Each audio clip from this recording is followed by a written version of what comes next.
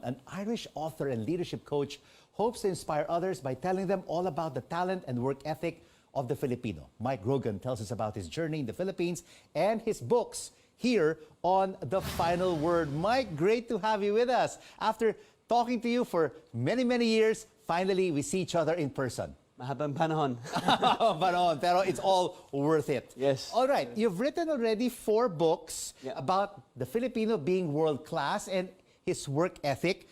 Why do you believe so much in the Filipino talent? I'm very lucky that I've been here 8 years and I've traveled to multiple countries, but for me, the Philippines is my #1. I really want to stay here, and I really want to stay here and be a part of First World Philippines in our lifetime. And I believe the Filipino talent is the reason we can get there. Tell us, how did that journey all begin? What brought you to the Philippines? Well, I guess it's a coincidence, but 8 years ago, I wanted to move to Asia. And because of my positive experience meeting overseas Filipinos around the world, I said, okay, I'll start in the Philippines. And if I don't like it, I'll test it for 6 months. And if I don't like it, I can always move to another country. But that last part never happened. And now I'm married here to my wife, Mary, and my son, Malaya. And yeah, I want to stay here hanggang sa mamatay. Hanggang sa mamatay. Yes. All right. So, are you also eventually planning to take up Philippine residency, be a Filipino passport holder? Yeah, balang araw, that'll be an honor one day for that moment to arrive. For now, I'm really happy where I am, but definitely I see my future here in the Philippines. And I know for a lot of Filipinos that can be confusing because there's a lot of negativity, a lot of pessimism, but I see so much potential in this country, and it's really grown on a massive growth. So how do you uplift, how do you motivate the Filipino from all that negativity? We can be cynical about life, but we still smile. Yes, there's a recent Gallup survey that the Philippines is one of the most engaged work cultures in Southeast Asia. However, the other side of that coin is the most stressed workforce. And I really believe there's way too much micromanagement in Filipino work culture at the moment. And I really want to play my part, along with my team in Kaizen Leadership Asia, to minimize, and sometimes completely eliminate micromanagement so that Filipino teams can flourish. And you have written about micromanagement in your new book. Yes. Can you please lift it? It's leading Filipino teams without needing to micromanage. Yes. So they not only micromanage in the office, but also at home. Sa bahay rin. So I want to give, this is part of our advocacy, so folks who want to connect with me on LinkedIn or Facebook, I'm happy to give away. Libre ba yan? Libre, purang libre. Hindi na kailangan bayaran yan, hindi kailangan bilhin. No, the secret to living is giving. So I'm really attracted to connect to people who share a similar mission for continuous improvement and growth. And if these books can help them, that'll be my honor to partner with them, because I see so much potential in this country. And I think these books are just a part of that messaging, because the potential is here. It just needs to be enhanced. And yes, a lot of unlearning some of the negative elements, but the potential is here, no doubt about it. All right, you also wrote another book, Conquering Ningas Kugon. I haven't encountered this Tagalog word in a long time, because it means Filipinos love to start something with a lot of excitement and enthusiasm, but all of that basically fizzles out, and they just end up not doing anything about it. Ito ang malaking kaaway ng mga Filipino. So this is the big enemy. A lot of my Filipino friends, ako rin, me too. I suffer from the Irish version of this, where I start some enthusiasm and I don't follow through. So a lot of the companies we work for, the global companies, what they want in their team is not just inspiration, because inspiration doesn't last. We want to build winning habits. So this How do you conquer Ningas Kugon? Okay. Because a lot of people will always say, oh, I've failed in this business. Yeah. Why should I still get into another business? And why should I still continue what I have already failed? But you know, a lot of entrepreneurs always say, Mike, in every success, there's always a failure. Yes, exactly. And we want to create, in the Philippines, and a lot of cultures in Southeast Asia, there's a lot of shaming culture, especially regarding failure. And quitting is not necessarily a bad thing when it comes to helping people focus on what's most important.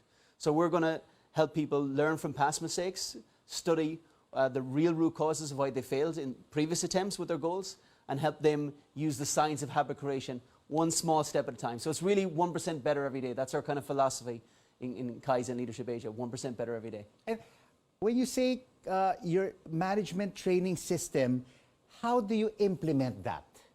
Well, for us, we work with multiple global companies here in the Philippines, and one of the questions we ask these global executives, what's stopping you from 2xing, 10xing your workforce in the Philippines?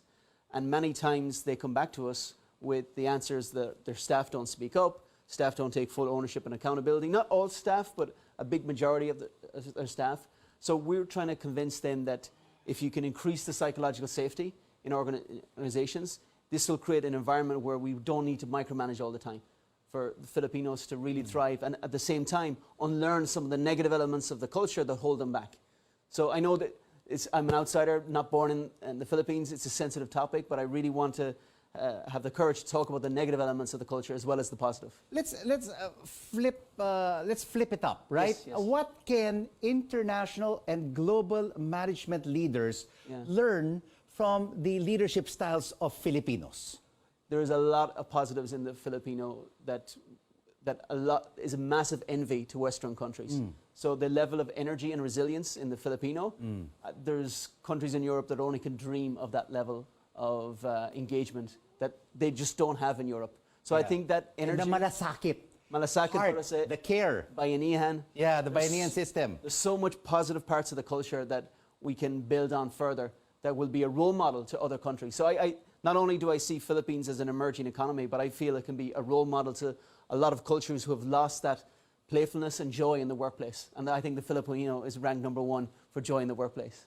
Absolutely. Just speaking with Emmanuel Grimaldi, who's the owner of a big shipping company in Italy. Out of his 17,000 seafarers, he has 5,000 Filipino seafarers, and he wants to hire more. Yes. Right? And there's a lot of global companies that, and it's going to continue this growth. And we're just looking at how can we accelerate that.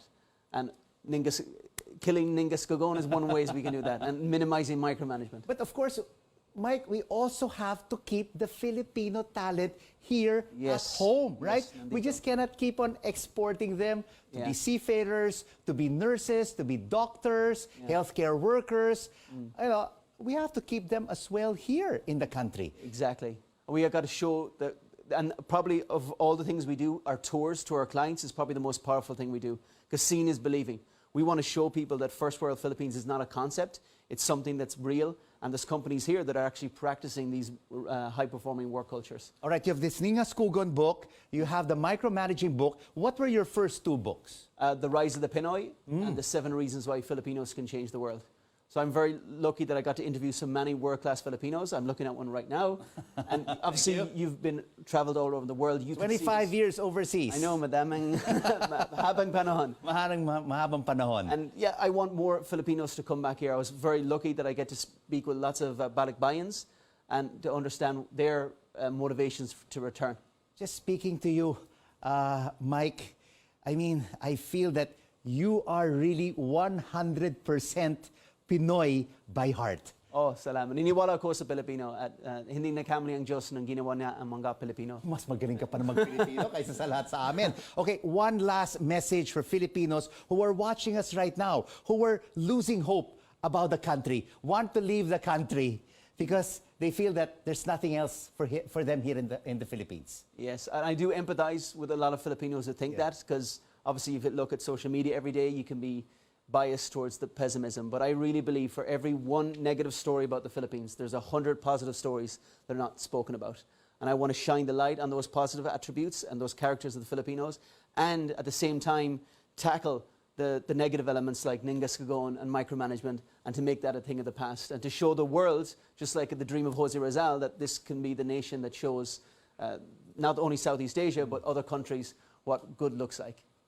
Maraming salamat sa iyo, Mike Grogan. We are really very proud of you.